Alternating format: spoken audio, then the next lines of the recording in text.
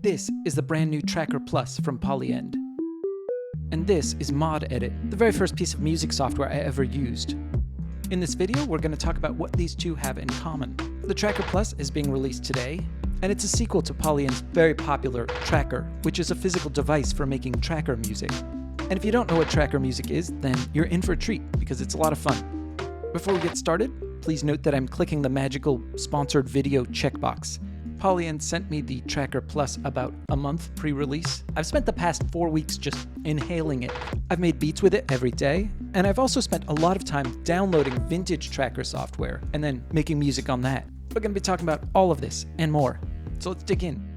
For those of you who have never seen a tracker before, here's a 20-second explanation. So trackers are a kind of music software that was first introduced in 1987. This was the first commercially available tracker. Each of these columns is a different instrument. You see how the notes that each instrument should play are written in a grid below it? That's the defining feature of all trackers, a spreadsheet. In the 37 years since this software was released, this same workflow has been recreated dozens and dozens of times across many different pieces of software, and over the last few years, it's made the jump to dedicated hardware, such as today's guest of honor, the Tracker Plus. I'm going to create a melody using these pads. As I press the pads, you can see notes are showing up in the vertical list at the top. Let's hear how it sounds.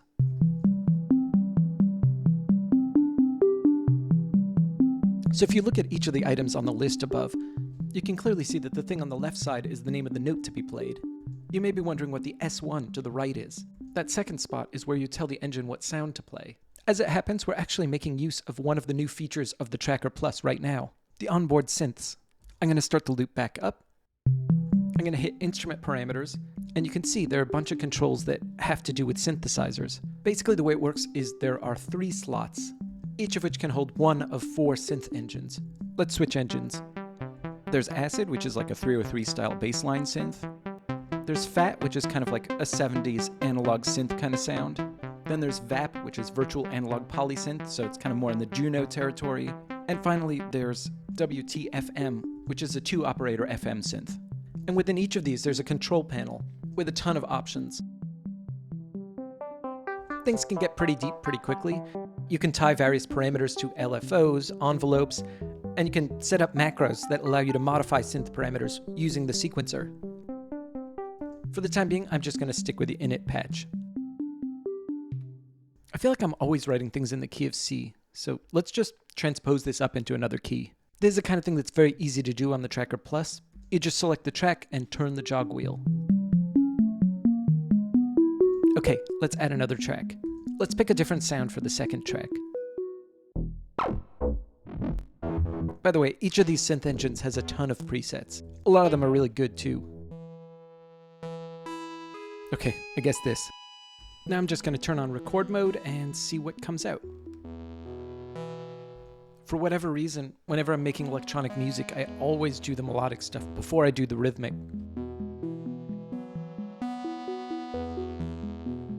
Okay, let's add a lead melody. I know pretty much exactly what I want it to sound like. I'm going to switch to the VAP synth. So you see this polyphony setting? You can adjust it so some of the voices are polyphonic and some of them are monophonic, but the total for all 3 slots has to add up to 8 or less. I'm just going to browse through the presets. Ooh, this one's great. So now I'm just going to plug in the melody idea I had. Let's hear it.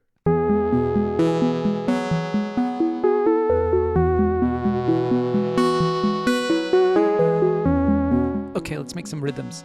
So up until now, I've actually been working entirely with the new onboard synths. I haven't used any samples at all, so I need to go on like a sample loading spree. I'm just going to go into this folder. It's stock samples that come with it. It comes with a ton of samples. I'm going to load a couple bass drums, some hats. Okay, let's get a couple snares. Also, I'd like to use some of my own samples. Since I've already got the USB hooked up to my computer, I'm just going to switch into USB mass storage mode. And then the Plus just shows up as a drive on my computer, and I can drag whatever samples I want onto that drive. Very convenient. About a month ago, I made a video about using sounds from earthquakes, so that's what I'm copying over. And now I can load the files into my project. I'm going to take this chimey sound, It's already been trimmed, so it's not too long. Maybe I'll grab a pad. Oh yeah, these are the actual earthquake hits. They play back much too fast, so I think they're going to be able to serve the purpose of hi-hats, so I'm just going to load a ton of them, and I'm not even going to bother listening to them right now. There's a lot of onboard memory, so we can make decisions about what we end up using later. In track 1, I'm just going to lay down a simple bass and snare rhythm.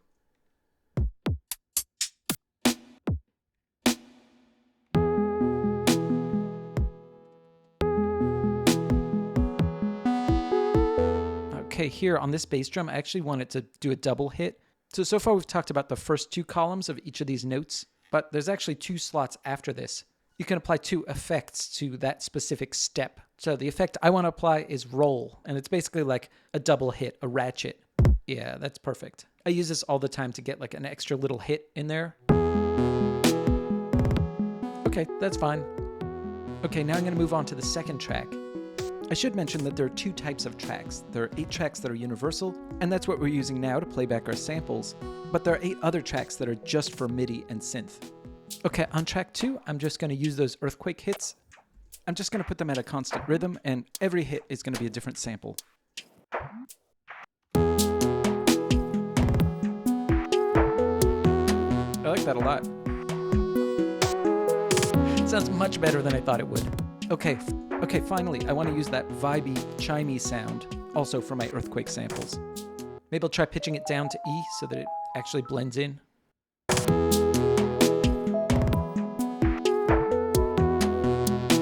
That actually fits pretty well. And just like that, we've put together a little pattern. Of course, the Tracker Plus has many features that I haven't touched on in this video. Yes, it even has a little Nintendo emulator. Although I should say your mileage may vary.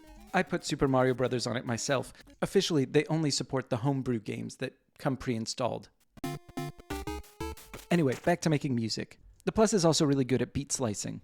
The music I was making in this video didn't really call for it, but I was pleasantly surprised to see how quick it was to chop up a breakbeat on the Plus. Another thing I haven't explored is you can plug MIDI keyboards into it. You could basically just use it as a digital synth if you wanted to. Also, it can serve as a MIDI sequencer.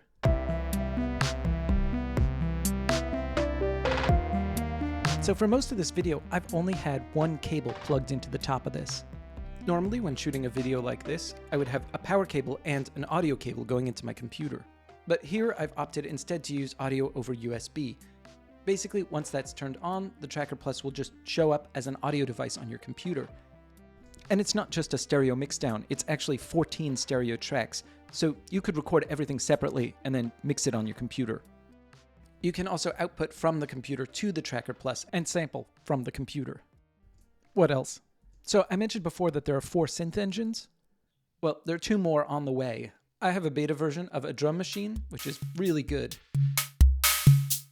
By the way, almost all the features that I'm describing here are also going to be rolled out to the Tracker Mini. In fact, the music that was playing in the intro to this video, I actually made that on the Tracker Mini while I was sitting at the park.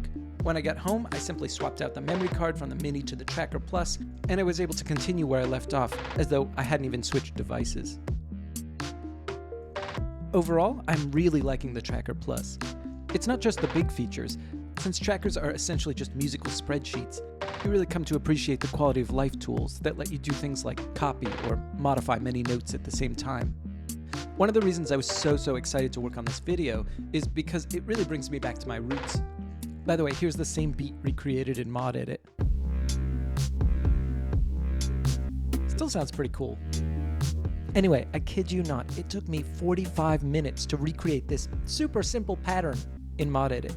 As a person who grew up messing around with trackers, the workflow of the Plus feels familiar, but so much more powerful and intuitive than the tools I had as a kid. I can easily imagine making a full album on this machine. Tracker music has been having a real resurgence in the last 10 to 15 years, most notably in the chiptune scene. As a person who first encountered this kind of software in its infancy, I couldn't be more thrilled. It's fascinating to see these archaic tools from the past evolve into something so fun and sophisticated. Okay, I think that's it. If you enjoyed this video, now's a great time to subscribe. I've got a ton of new videos on the way. Okay, see you soon.